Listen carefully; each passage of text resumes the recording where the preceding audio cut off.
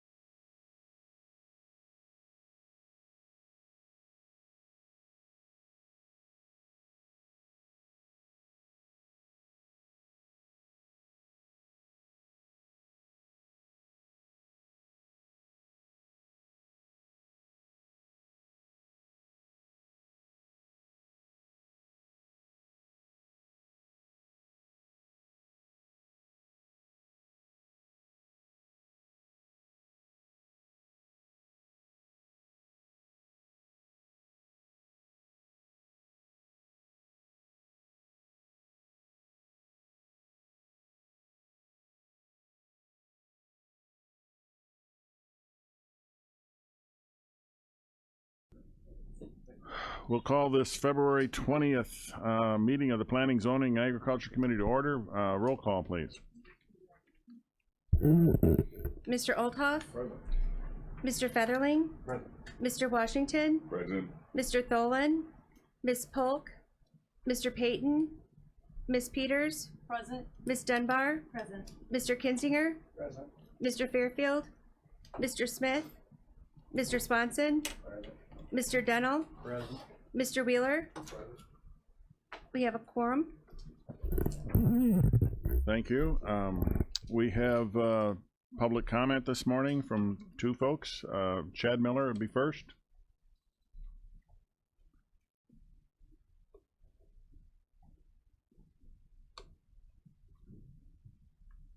That's fine.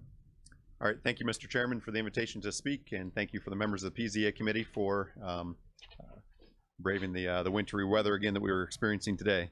My name is Chad Miller. I'm the manager of the Kankakee County Farm Bureau and wanted to give public comment in support of the agritourism zoning ordinance. The Farm Bureau strongly supports the concept of agritourism as a way to promote and market agriculture and the associated agricultural products. The Kankakee Regional Planning Commission, of which I'm a member, along with the County Planning Department staff, spent a considerable amount of time constructing the agritourism ordinance draft you have before you. We feel what we've put together is solid but flexible enough to allow for consideration of forward-thinking concepts we have not thought of yet. The Farm Bureau encourages your support of this agritourism ordinance. Thank you. Okay, thank you, Mr. Miller. Stacy Wilkin. Good morning. My name is Stacy Wilkin. I am the director at the Kankakee County Convention and Visitors Bureau. Agritourism is a major component of the marketing that we do on behalf of Kankakee County. As a rural destination, we think that this is a really unique opportunity for market our history to visitors, as well as a forward-thinking, very progressive opportunity for us to stay in line with the rest of the nation and kind of put our best foot forward and having these opportunities to partner with local farmers to then market their product in a different way. So I've had the opportunity to sit alongside with Dell and the committee to make this happen, and we're really very pleased with the outcome. So I certainly am grateful for the opportunity and glad to be here today in support of the agritourism ordinance. Thank you. Thank you, Ms. Wilkham. All right, you've received a copy of the January 16th, 2019 minutes. Is there any additions or corrections? Motion to approve by Mr. Washington, second by Ms. Dunbar. Sorry. All in favor, say aye. Aye. Opposed? Motion carried. Building report. Yes. We had it already. Okay.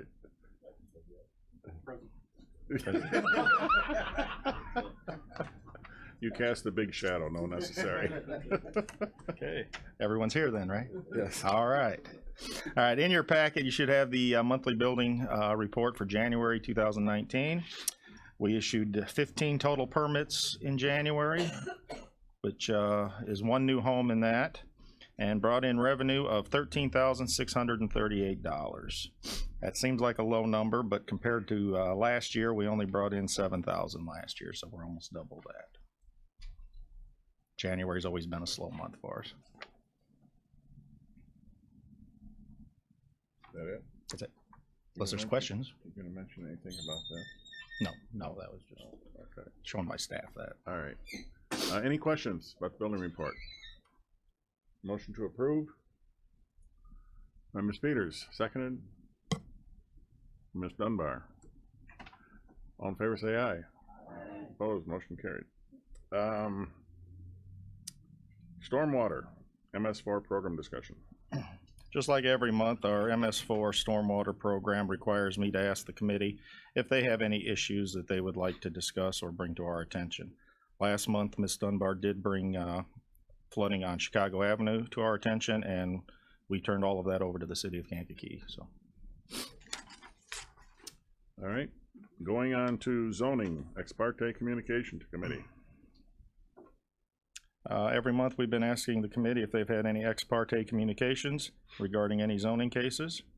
By disclosing them here, it actually takes them out of being ex parte communications and would be the correct procedure. So. Anyone? Mr. Wheeler. Regarding this, we mainly started doing this because of all the solar farms, and it just reminded me that do we need to continue to do this now that we're not having all these solar farm applications, or should we still continue it as a good procedure? It's a good for everything practice. else? Okay. It's a good practice to do because you never know when the ex parte communications might occur. Okay, Any case could actually generate them. sounds good. Okay.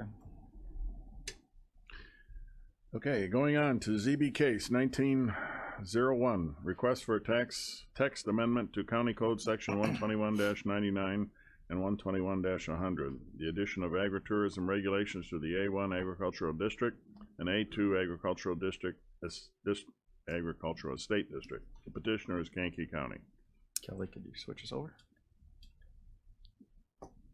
All right. We were asked about almost a year ago by the county board chairman to develop an ordinance that would allow agritourism uses within the county's jurisdiction. The request was in response to the fact that we found out there were several, well, at least a few operating in the county that had no approvals or any kind of guidance or regulations.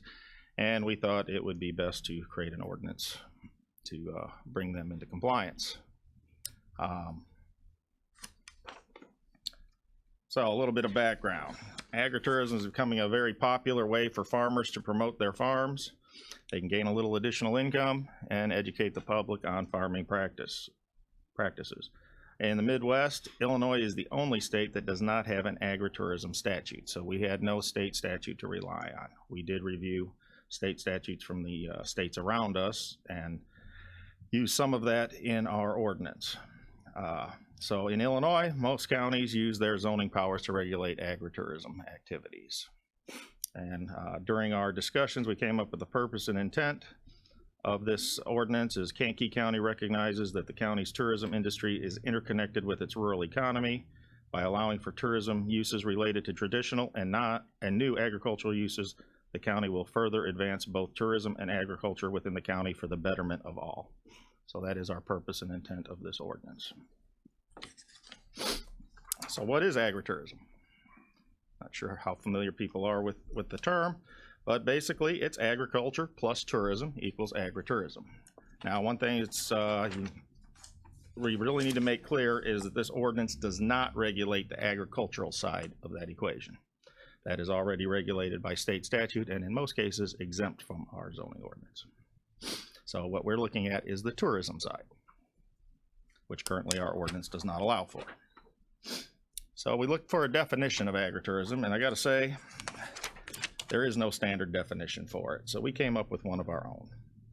Agritourism is defined as any non-agricultural activity which attracts the public to an agricultural operation for promotion, enjoyment, education, and/or active involvement of the agricultural operation.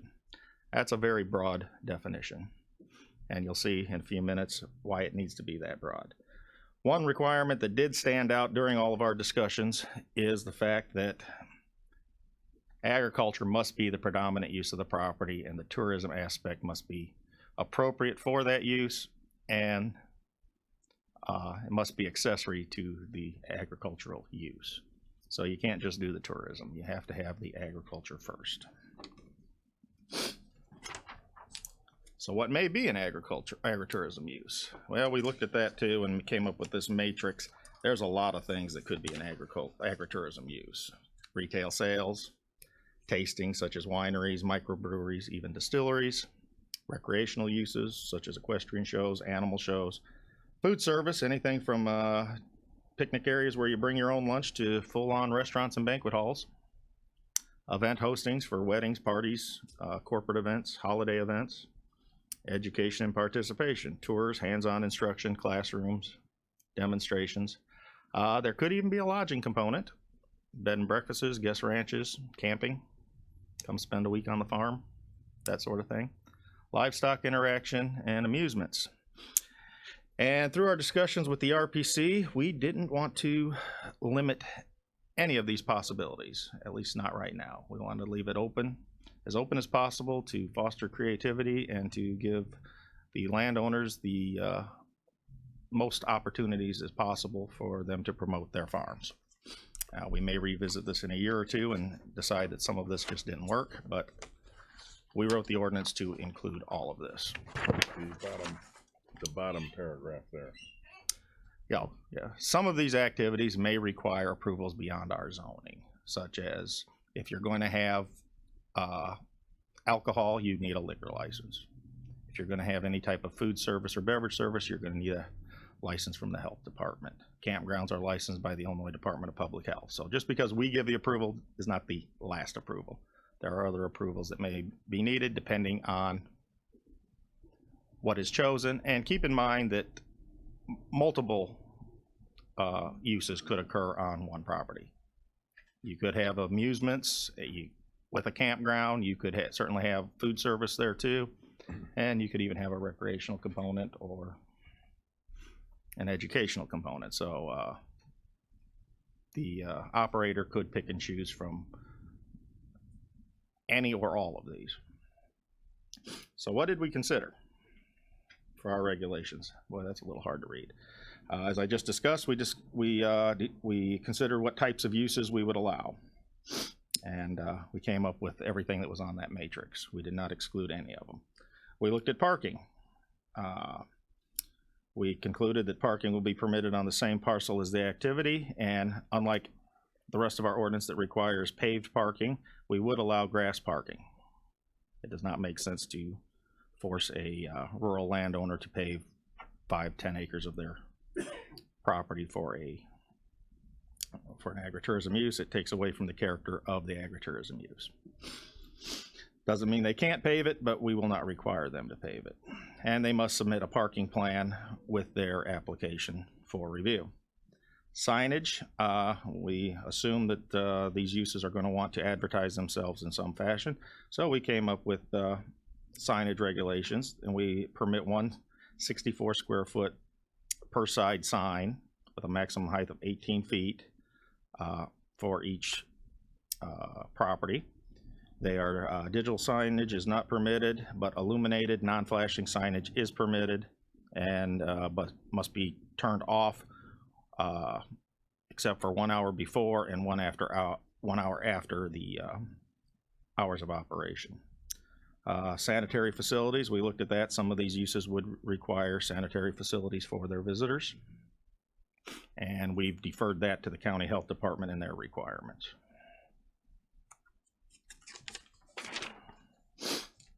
Building codes, and this was a point of great discussion because I'm not sure if you're all aware of this, but most agricultural buildings for agricultural purposes are exempt from building codes. However, you are changing the use of it to allow for the occupancy by the public, and therefore, if you are going to use an agricultural building for your agritourism use, you may very well need to bring it up to building code. And of course, we cannot exempt ADA requirements, so ADA requirements would still have to be met as well. We looked at setbacks, 100 feet from a property line and roads, 50 feet from side and rear property lines. If the use occurs in an enclosed building, the 50-foot setback may be reduced to 20 feet. Hours of operation, we went with 7 a.m. to 10 p.m. for non-lodging uses, and of course, lodging uses can be 24 hours a day, but must observe a quiet time between 10 p.m. and 7 a.m. Noise limits and nuisances, we looked at that and determined that our performance standards that are already in our ordinance are adequate and that agritourism uses must meet those requirements.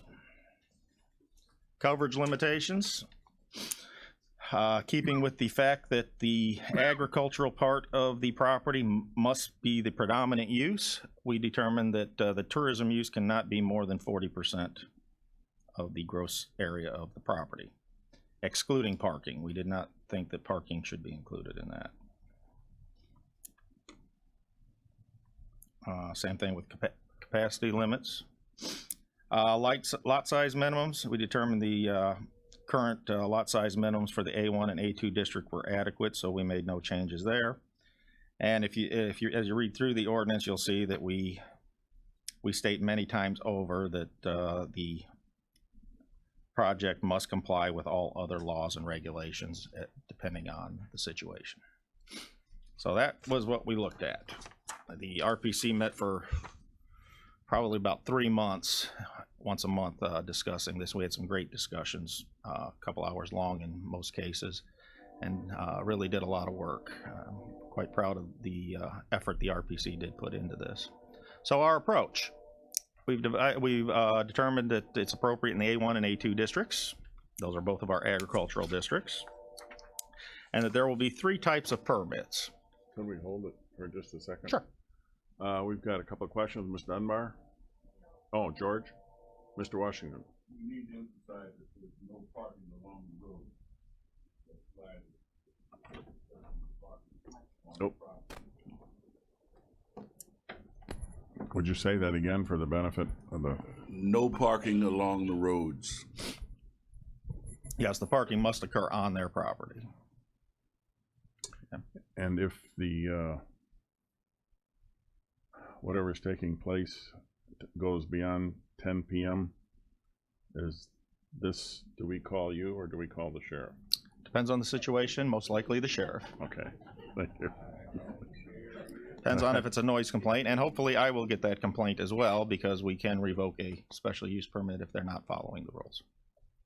All right, Mr. Kinzinger. Thank you, Mr. Chairman. While we're interrupted, Sure. you refer to RPC. Oh, Who I'm is sorry. that? Regional Planning Commission, I'm sorry. I heard in public comments that a couple individuals were involved. Who all was on that committee that reviewed this? It's a 17-member board, our commission.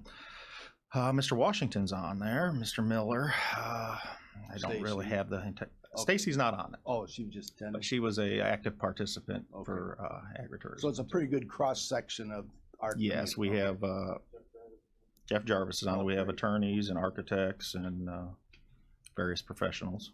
Second question. We require a Kankakee County building permit or code, have to follow the Kankakee County building codes.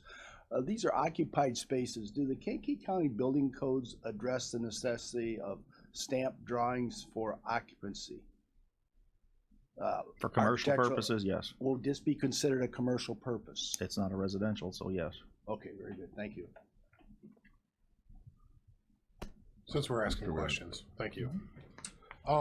You said ADA has to be adhered to, obviously. Is there any, what about parking? Isn't there ADA requirements for parking? And Yes, and- levelness and, you know, And that actually has to be paved. that there has to So, be a paved ADA parking. Once we've calculated how many ADA parking spaces they must have, those will have to be paved regardless. Okay, The other parking. That was just a kind of an overview of the ordinance. It's actually all written in the ordinance. The Okay. ordinance is about 9 pages long, okay. so.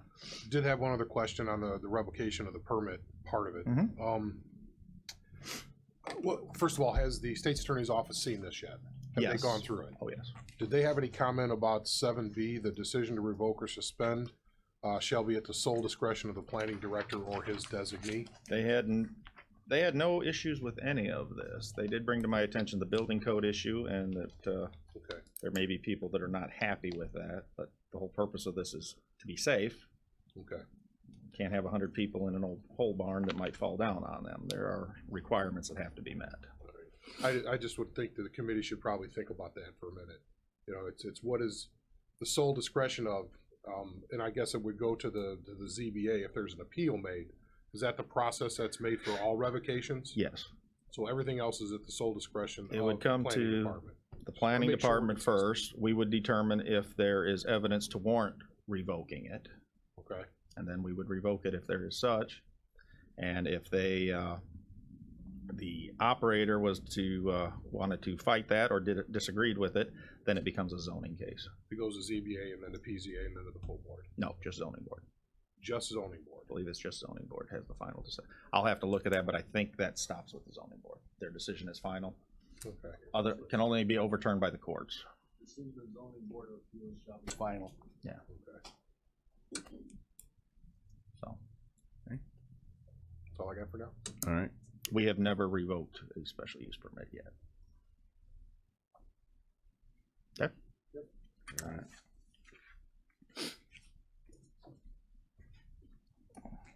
And even though it's the planning department's discretion, I really doubt that we would do that without some discussions with the county board. Yes. I've got one more question. The parking for handicap. Mhm.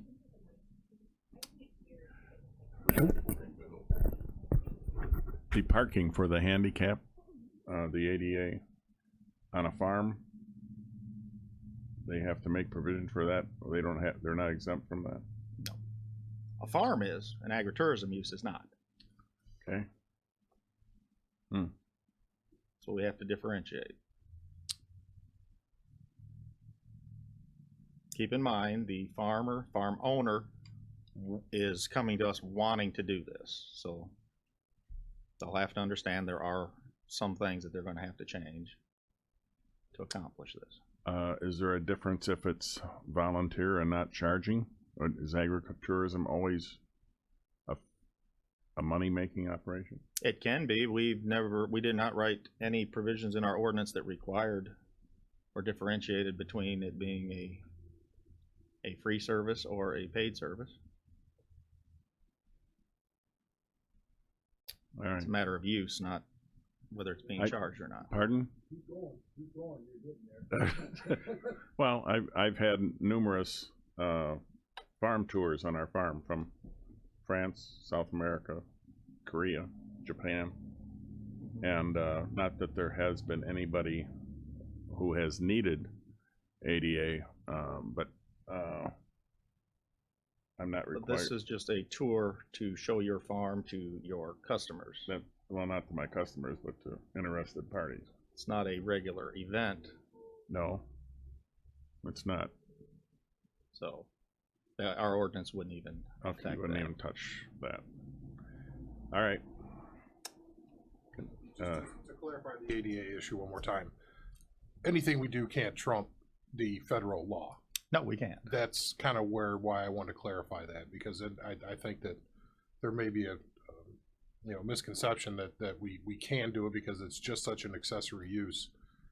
Once you have that, you have to have those. I mean, we're talking bathroom accessibility as well, probably doors, things like that, width on doors. I would imagine that would apply. Correct. Hallways, doors have hallways. to be the proper widths. And since these can be, there's a whole lot of different uses, it was very difficult to write any kind of specifics. You just refer to the ADA. We refer to the ADA for it, and you have to meet those requirements if it's applicable. Right. We get our powers from the state of Illinois and can only do what the state of Illinois allows us to do. And so, And this is a federal law, and Right. we can't do anything about and that. so the committee knows my it wasn't necessarily instruction. It was like, hey, we want to do this. We want to be a regulatory body. We want to provide opportunity and make it so we can take advantage and promote this in our area. But there's a couple of things that you can't and probably shouldn't get around, and that was one of them. Yeah. So, So, Thank you. somebody wants to do this, you can meet all the requirements, so we would certainly welcome it. So, and that's what we were trying to get at, is to allow options and opportunities. Okay. Okay. Continue. All right. So we came up with, not only are there a multitude of uses, there are various times and durations for these uses. So we came up with 3 different permitting styles for this. A temporary permit, which is a one-time permit for a specific event that's no more than 10 days in duration. And those permits would be reviewed and approved by the planning department. Something fairly simple and easy to do. We have a seasonal permit. That's a 1-year permit for specific events and dates during that year, and it is renewable provided the proper criteria has been met. Those will follow the approval process for the special use permits and must be approved by the county board. And then there's a permanent permit, which will follow the process and be just like any other special use permit. That would be for somebody who knows that they're going to be doing this indefinitely and wants to make major improvements to their property to accommodate it. The permanent permit would be the one they'd want to go with. If they want to try it out and see if it's worth their while, temporary permit. So that's how we plan to permit it. on permanent permits, does the new owner have to reapply? Or does No, that go with the property? it goes with the property, As long as the same use is Pro- intended? providing they make no substantial changes to the use and that they're in good standing with violations, and that they continue to use it in that fashion. Okay, thank you. Okay. And that's what I have for that. I did not put up the entire ordinance up here because, like I said, it's fairly lengthy. We did get it out to everyone, I believe, with plenty of time to review it, so if there's any specific questions. Porta potties meet the requirement? They can. We left that up to the discretion of the health department and their codes, so. We envision that when we get an application for this, because there's, like I said, there's a lot of different uses, a lot of intensities. It could be 50 people a day, it could be 5,000. I don't know. That once we have the application and on an individual case-by-case basis, I would review the application and then bring everyone to the table that needs to come. If it's going to be a large event or a large operation, we may have to bring the sheriff to discuss traffic control and security. We may have to bring the health department in, highway department, or township road authorities. So it's going to be on a case-by-case basis. No. Mr. Wheeler? I'd like to make that motion to approve as presented. Okay, seconded by Mr. Featherling. Any discussion or questions? Mr. Featherling? Sure. I'd like to thank Delbert and the RPC for all the hard work they did to this and the zoning board of appeals for their. Microphone, please. I'd like to thank Mr. Skimmerhorn for all his research and his helping us on these ordinances that we have. It's quite intensive and he's got to touch all his bases and everything. A lot of hard work went into this. I'd like to thank him for that. Okay, anyone else? If I could just make a comment, I do envision that, 6 months or a year from now, just like our solar farm ordinance, we're probably gonna make some amendments to this once we see what works and what doesn't.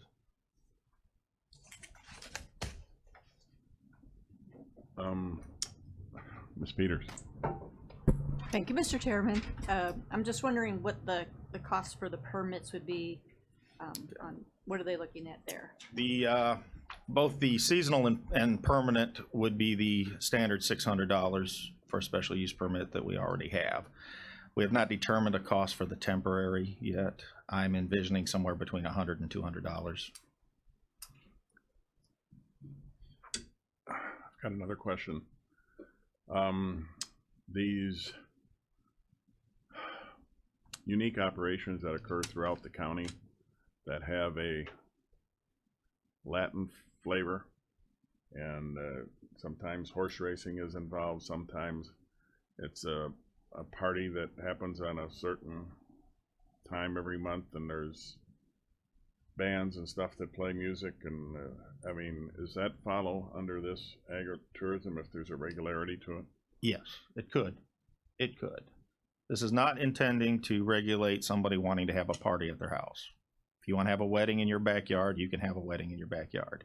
If you want to open up your backyard to a wedding venue where you're having a wedding every weekend, then this would apply.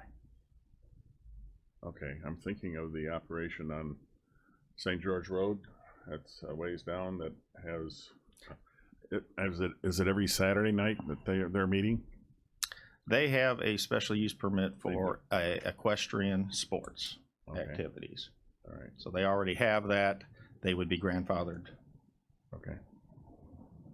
Mr. Wheeler? in that. I think maybe some potentially distinction would be that the primary use is not agriculture of the land, maybe, in this case. I don't know, it's not what you're zoned as is what the use is. And Right. we haven't seen tax returns to see if animal husbandry, I guess, would be the primary use of their land. And it you could know. be. It could be, but Yes.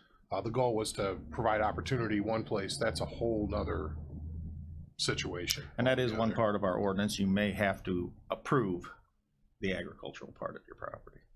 We can't readily see it just from the aerial photography or visiting the site. You may have to prove it with tax returns or other information. Yeah. Basically, what we didn't want was somebody who had a big grass field having a Woodstock or other concert event out there every weekend, disturbing the neighbors, that is not promoting any type of agricultural purpose. I just changed my mind. What's wrong with that? Woodstock in and of itself is probably not bad, brings certainly tourism and that, but I don't know that I'd want to live next door to that every week. So, it's a balance. Some things that might need a permit, if it's not called into question, and it's gone on, would probably not come in for a permit unless somebody complained. Correct. We have to know about it first. Right. Once we do know about it, we will certainly notify the owner that they need a special use permit to have that operation there. Okay. Anyone else? Okay, we need a motion to approve. Mr. Washington? We did? Who did? Oh, okay. Then we'll call the question. All in favor, say aye. Aye. Opposed? Motion carries. Thank you. 2019 zoning map and recap of 2018 zoning activity. Every year, we ask the county board to readopt our zoning map to keep it all legal and proper.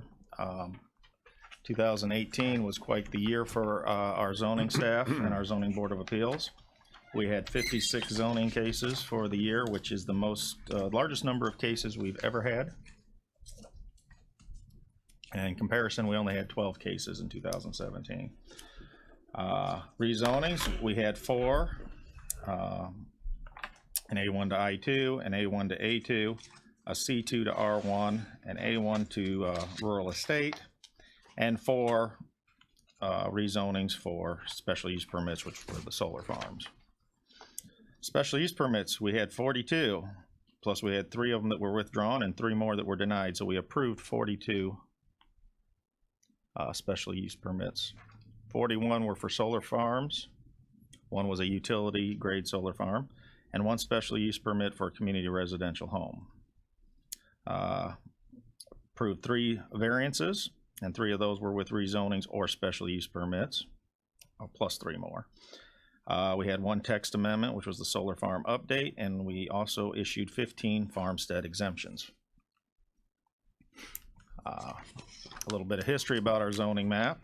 It was first adopted in 1967 and first revised in 1971. And most recently, the most recent major update to the zoning ordinance was in 1996 following the 1992 comprehensive plan to make it better fit with that plan. So beginning in 2000, we have been asking the county board to republish and readopt the map every year. So there is our new 2019 zoning map. I can make printed copies of it upon request. I have to say that we have not had anybody request a paper map in probably 4 years. It's all on our GIS system and they can look it up from their desk. So this map reflects all 56 of those cases that have been added to it from 2018. So we're asking the committee to adopt this map or recommend the adoption of this map to the county board. Ms. Dunbar, you motion to approve, and Ms. Peters, second. Dynamic duo on the back there. Mr. Kinzinger, you have a question? So the 2019 zoning map, the only changes are the items that you just reviewed. Yes. Thank you. 15 farmstead exemptions and 56 zoning cases. Any other questions? Mr. Washington, Do you mind delineating the color designations? you want to know what the purple one is? Which one? Or Yeah, the I mean, lavender, whatever you call it. the lightest green is A1 agriculture. The next green up is A2 agricultural estate. The kind of olive color is rural estate. Yellow is residential, R1 single family. The tan color is R2 high density residential, which we no longer have any in the county. The really dark green is public lands.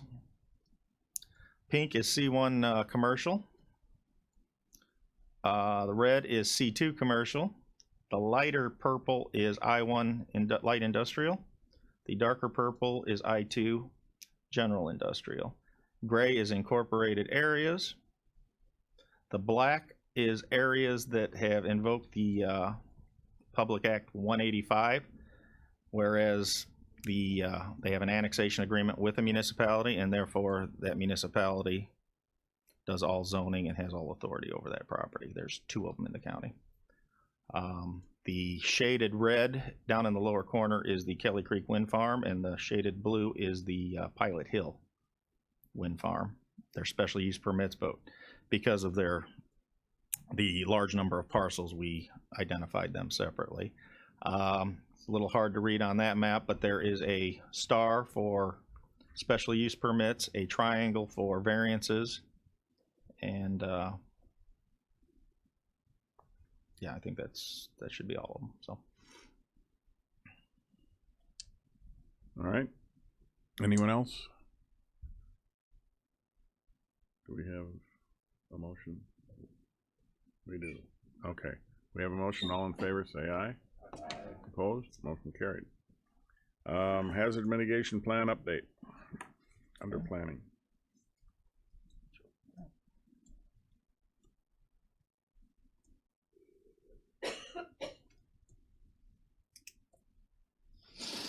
okay. This is another product of the Regional Planning Commission's efforts. For about the last 8 months, the Regional Planning Commission has been reviewing our natural hazards mitigation plan for its current update. Our last update was in 2013. We did send it out to everyone digitally, so you should have gotten it in your email. Trying to save some paper. Needs to be updated every 5 years to keep us current with FEMA and IEMA. So the current plan was adopted on August 13, 2013, and the original plan was adopted October 11, 2005. We formed a mitigation task force to help the Regional Planning Commission review the plan, and that included members from Aroma Park, Grant Park. They're listed on the page there. I'm not sure why it's all messed up. I think we got a different software package here. But there's about 12 or 13 different organizations that also helped out and formed the mitigation task force. Plan is required for the county to be eligible for mitigation funds, such as buyouts, disaster recovery. If you have a disaster in Kankakee County and it's not declared a disaster by the state, then without this plan, you do not have access to those mitigation funds. So it must be readopted and updated every 5 years, and that's what we currently have done. We had to follow a very rigid process that is outlined by FEMA. It's a 10-step process. And I'm not going to go through them here because we're going to go through each one individually. Step 1 was to organize, so we formed the mitigation task force. We did send letters out to all the municipalities, all the townships. The ones that were on that list are the ones that responded and showed up to the meetings. And my office provided the staff for the update. Step 2 was involve the public.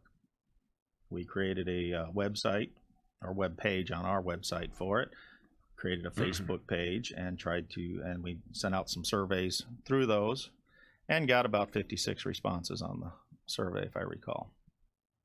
So we did get some public involvement. Step 3 was to coordinate with agencies and organizations, which we did. We sent the executive summary out to all the adjoining counties, the state and federal agencies. And we tried to get involvement everywhere we could. There are 8 natural hazards that can affect Kankakee County: overbank flooding, local drainage problems, tornadoes, earthquakes, winter storms, thunderstorms, drought, extreme heat, and wildfires. All 8 of these hazards were evaluated, and any events that have occurred since 2013 were added to the plan. And we, of course, updated all the graphs and maps accordingly. Step 5 was to evaluate the problem. So we looked at each of those 8 hazards. We inventoried the appropriate categories for properties that might be affected by those hazards, determined the exposure, possible exposure of those properties, the cost of various levels of damage, if it was a light, medium, or heavy, and calculated the impact based on that exposure and the probability of occurrence for each one. Step 6, we set goals. We reviewed all the comprehensive plans for the county's municipalities, and we developed a set of goals for the plan. And here's the goals of the plan: protect the lives, health, safety, and welfare of the people of Kankakee County from the dangers of natural hazards. Place a priority on protecting public services, including critical facilities, utilities, roads, and schools, and encouraging their construction outside the floodplain. Educate people about the hazards they face and the ways they can protect themselves, their homes, and their businesses from those hazards. Manage future development to minimize the potential for damage from natural hazards and adverse impacts on other properties. Preserve and protect the rivers and floodplains of the county by considering stricter development regulations within our floodplain. That was a new goal for this plan. I don't believe that one was in the previous plan. Encourage and work with FEMA to expand the study of our floodplains in the unmapped portions of the county. Everything west, basically, of Limestone has never been mapped. Step 7, review mitigation strategies. So we looked at all the different strategies for lessening the potential of damage and danger from these hazards, and updated it to with any modern information that we found. Wasn't a lot of update this time. There hasn't been a lot of change since 2013. We drafted an action plan of items that should be done between now and the next 5-year update. And step 9 is adopt the plan, and that's where we're at now, is to ask this committee to forward the plan to the county board for adoption. And step 10 is to implement, evaluate, and revise, and we continually do that in between. So that was the process. I did not go in depth into the plan. We did send it out to everyone for their own review. So I guess we would take any questions. Mr. Kinzinger. Yeah, I apologize. I did not see the plan ahead of time, so if I've asked an obvious question, I'm sorry. In your Microphone. presentation, I heard you say there were not many changes from the 2013 plan. As a developer, property owner, a resident of Kankakee County, what would be the most significant change in this plan compared to the one in 2013, if any? That would affect you? Or anybody? I don't believe any. Okay. One of the things that areas that did change is we've done a fairly decent job of removing properties out of the floodplain, substantial damage properties. I think back in 2013 there was 39 that were substantially damaged, and now we're down to more like 15 or 16. That's good. Thank you. And that's through buyouts and elevating properties and administering our floodplain ordinance properly. So, A motion to approve? Mr. Kinzinger, seconded by Mr. Federling. And now any other discussion or questions? All in favor say aye. Aye. Opposed? Motion carried. Solar farm status update.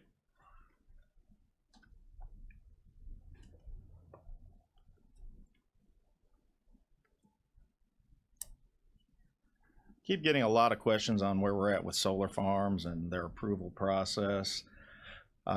So I went to the Illinois Power Agency's website, which is the oversight agency for that program, and pulled off this graph. They've been accepting applications since January 30 for solar farms, which is the next step in the approval process. To date, what's in the red square there is the ComEd territory, which is the territory we're in. For the community solar gardens, they've received 400 applications, totaling somewhere around 800 megawatts of solar farm. The state statute for the solar farm, Future Energy Jobs Act, states, I believe, they're going to give away about 131 credits. So there is about 6 times the number of applications than they have credits to give away. I do not have an update as to when they're going to give those away yet.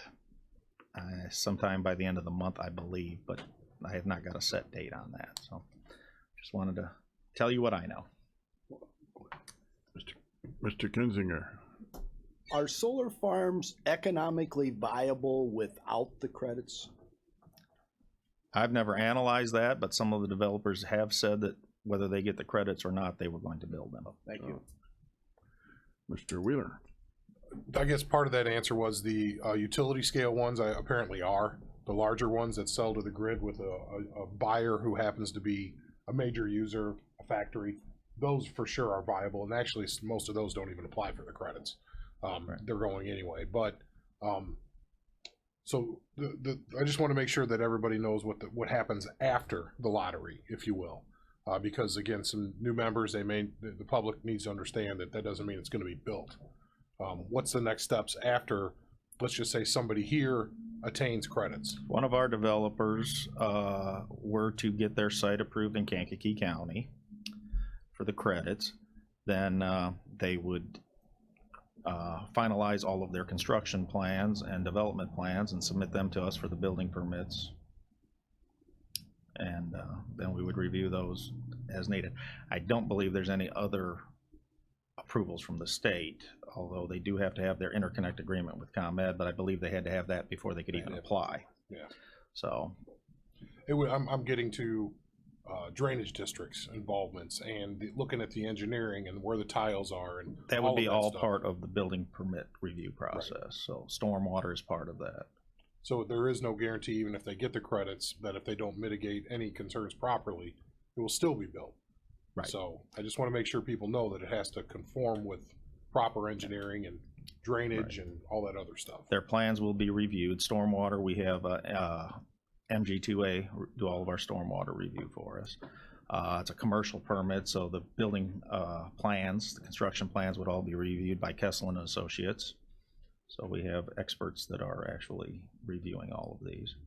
And they have to meet all of those codes and requirements or mitigate those issues before we'll issue a building permit. So yes, there's no guarantee that just because they get the credit that it'll still be built. Thank you. Mr. Fenneling. Mr. Skimmerhorn, if, we issued, what, close to 48 special uses for the building? 42. 42.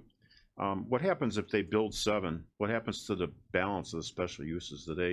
We just extended that in the last meeting to go out for a year and a half or 3 years, was 3 it? years. So they have 3 years to come back and go ahead and build them then? They have 3 years to apply for their building permit. We've always considered the application for the building permit to be the start of the construction. Okay. Okay. So it's not the normal They thing where must- if they don't do it, it will expire? Yes. Special use permit, normal special use permit must yeah. be started within 12 months of issuance. Yes. Because of the timing on all of these, we extended that out to 36 months. Okay. And if they become viable with the prices and everything, it's possible that they could come back a year and a half from now and just go ahead and If it's within that get their 36 building permit? months, yes. Okay. They still have to have their building permit and all of that review still occurs. So there's possible we could have 40 of them. And If they wanted to do it without the credits, okay, That's the only limit the state puts on is the credits, correct. right? that's it. So if they don't want the credit, they could build it. Okay, any other questions? Well, just maybe a comment. Potentially, the state could release more credits the following Yeah. year, and then it would be caught in the basket again. Right. And I'm sure we would give, I don't know what the state's doing, but they don't have to go through anything else here. They're just sitting in the queue with other people that may want to apply. Yes. Yeah.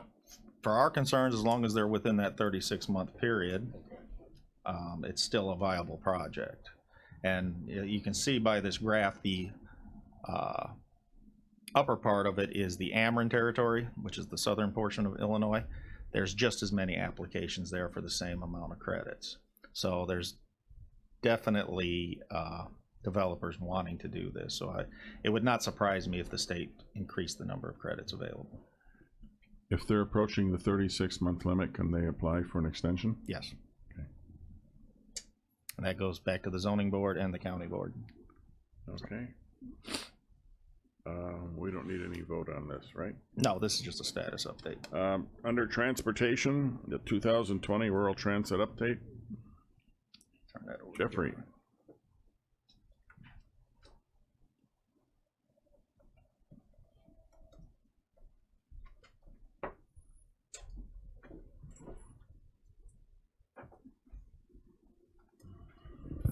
Morning. I have a few updates for you, and it was actually a typo. It's for FY19. We're not in FY20 yet. I'm sorry. No, that's okay. I know I'm you're. sorry, but my agenda says 2020. I don't know if I should try to predict the future. So for our second quarter, which was October 1st through December 31st, we had 11,262 rides that we gave for rural transit system, and that was about a 17% increase over the same time period last year.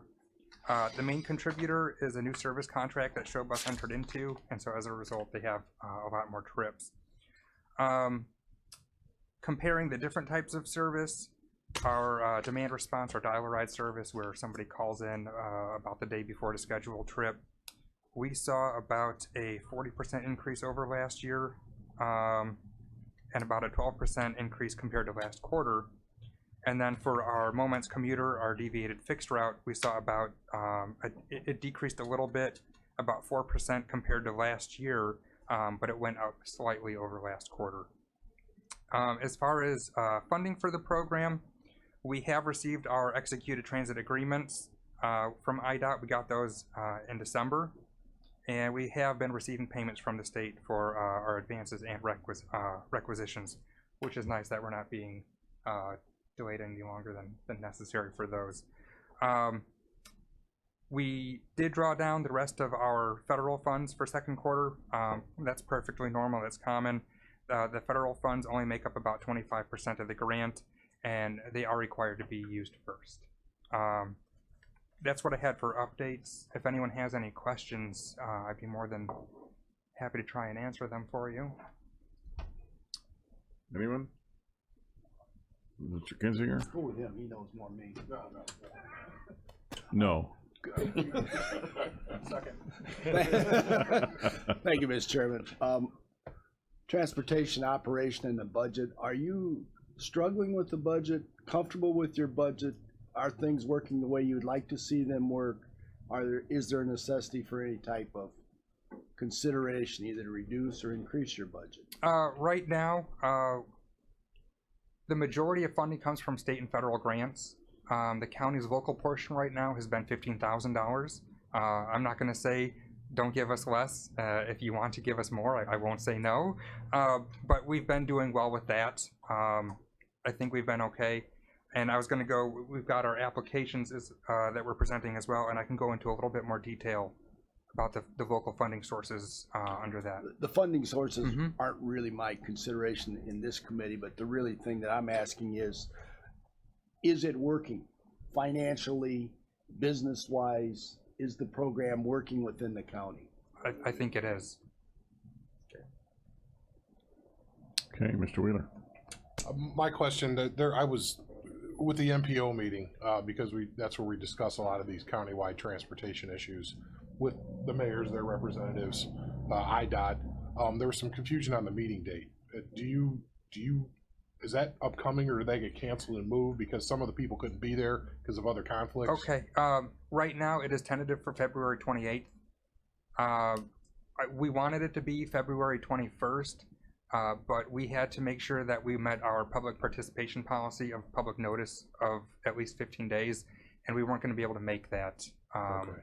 That was the day that members said they would most likely be able to attend, and then in order to make the public notice period, we were basically defaulted to the 27th or 28th, and the 28th had. Is it ever appropriate to flip policy and technical advisory, the order of those meetings? Or does that have to follow public notice? They're on the agendas. We put them for both for 3 p.m. because the policy committee typically starts shortly after the technical committee adjourns. But the typical flow for approvals is the policy committee should be approving things after a recommendation from the technical advisory committee. Okay.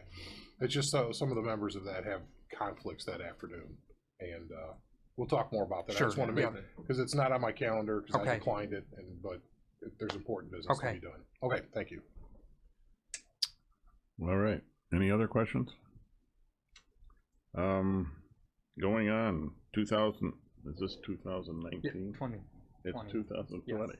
That's where the confusion came from. 2020 FTA Section 5311 application. Okay, so every year we have to go through the process of applying for our rural transit grants. There are 2 that we apply for. We apply for our federal Transit Administration FTA Section 5311. Those are rural transportation funds. The application, I apologize, I wasn't able to send it out in advance, but there were some issues with the forms, and I didn't get the hard copies until this morning. The official versions were sent out, I think, Thursday last week. So we've had only a few days to really put them together. I will be more than glad to send them out to anyone who would like to see them, or just send them out anyway, and if you want to see them, you can. But this is the FTA application. FTA allows up to $166,698 to be used for our transit program. It is matched by state funds. It's one of the few programs that we're able to do that with. In January, we sent out our letters. We send out letters to transit providers in the area. Showbus was the only responder. They've been providing transportation service in the county since 1999. As I mentioned a little bit in the previous section, our types of service, we have our demand response dial ride service where if someone wants a ride, they call ShowBus and they schedule a ride, and the fare is $4. They can come into town, doctor's appointments, grocery shopping, whatever it is they want to do. ShowBus will take them to all their destinations, time permitting, and then take them home at the end of the day. So that's a pretty good deal for only $4. For our FY 2018 ridership, the demand response service, we had 17,767 rides. The other service that we offer is our deviated fixed route, which is often called our Moments Commuter. That provides hourly service from downtown Kankakee to Moments. It's used quite a bit for employee trips. The fare is $1 for each way, and the first bus leaves Kankakee at 4 a.m., and then it continues on the hour, each hour, through 5 p.m. That's when the last bus leaves Kankakee, and it gets back shortly after 6 o'clock. The ridership we had for the Moments Commuter route was 18,937 for last year. So overall, we had 36,704 rides. That was about almost 6,500 more rides than the year prior. Sorry, lost my place on here. For FY 2017, or no, that should be 18, the total program amount was about $638,000. And as I mentioned, the federal funding portion of it is $166,698. And then the state portion, the funding amount is $1,162,628. That's a maximum. That's a formula fund specified by state law, and so that increases 10% every year, which is extremely hard to keep up with. Many places don't. We only spend probably maybe close to half that amount for the year. The local match, so we have our federal funds, which gets matched with state funds. The state funds are able to be matched with our federal funds, and then to make up for the gap, we do receive some donations from townships in the county. ShowBus also has service contracts with not-for-profit social service agencies. They provide some level of transportation with them. And then, as I mentioned previously, Kankakee County has also been supporting the program by budgeting $15,000 each year, which goes toward the local match. By providing local match from the county, it does show that the county supports the program, and there's a commitment to the transit program. So when IDOT goes to look and says, okay, how are people, are they really committed to the project, or are they just using their state funds and federal funds and not adding anything in addition to that? It looks good on our part. So that was I kind of covered both the FTA Section 5311 and the Downstate Operating Assistance Program with that. I've got a question. Yes.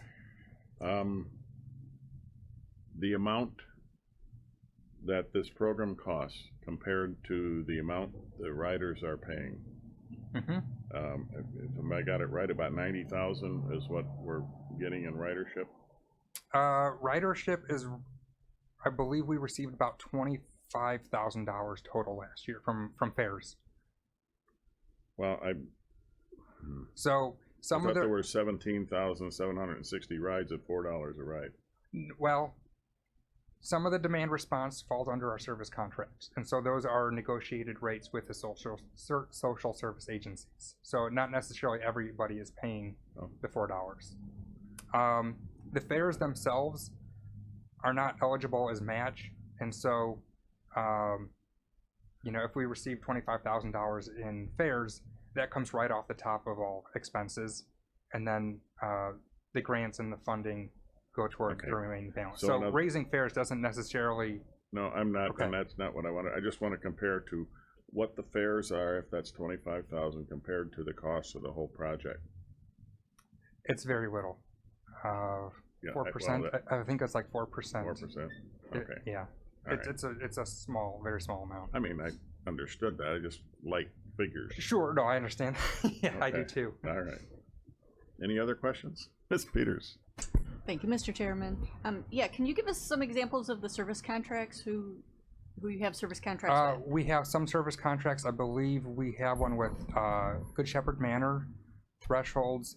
We've just recently started one with KCTC. I think I'm forgetting someone else. Oh, Medicaid. We do some trips for Medicaid. So that's paid in addition to the ridership fee? No? The service contracts are separate. I know. But they're, like, Good Shepherd Manor is paying something toward the program? Yes, yes. And of all those service contracts, how much is that? I believe we had about $12,000 for last year Total? total. I think that was right. But then we do have the new one with KCTC, and that also will increase it quite a bit. Okay, any other questions? Mr. Wheeler? Just for clarification's sake, it occurred to me that it might, an old video that I'd seen popped up where there was somebody running for county board and they were riding River Valley Metro buses and talking about how they were gonna improve the services on that bus line. Could you explain how the difference between the two routes and who they serve? Just so this committee knows who our customers Between are. Metro and Yeah, our I don't have to service. get really into the weeds, but Okay, just a sure. basic Yeah, definition absolutely. because there's a misunderstanding Sure. out there. So Metro is an urban transit provider. They receive formula funding from FTA and IDOT to serve the urbanized area, which is a census designated area of 50,000 people or more. So essentially that's Kankakee, Bradley, Bourbonnais, Aroma Park, and Manteno. That is their coverage area.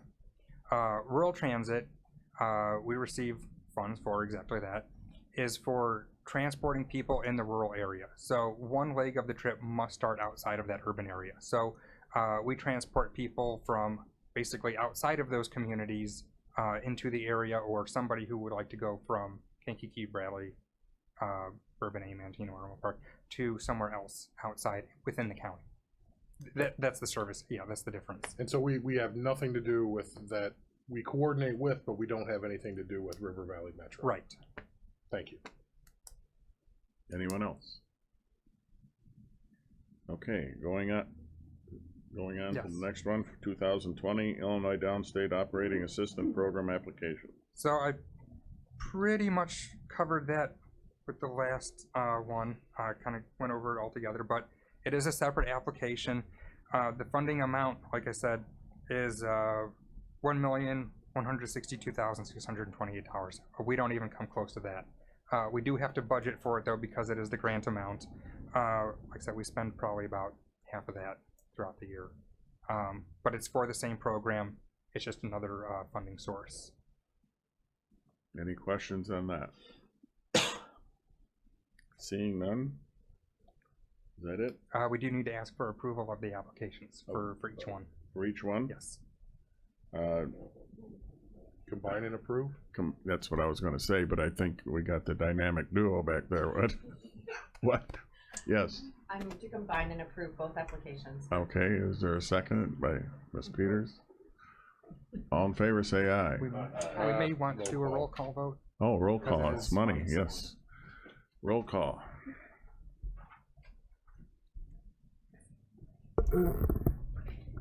Mr. Althoff?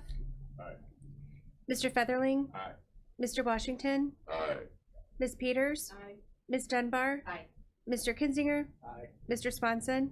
Aye. Mr. Dennell? Aye. Mr. Wheeler? Aye. Motion carries. Thank you. Here. Any old business? Any new business? A motion to adjourn.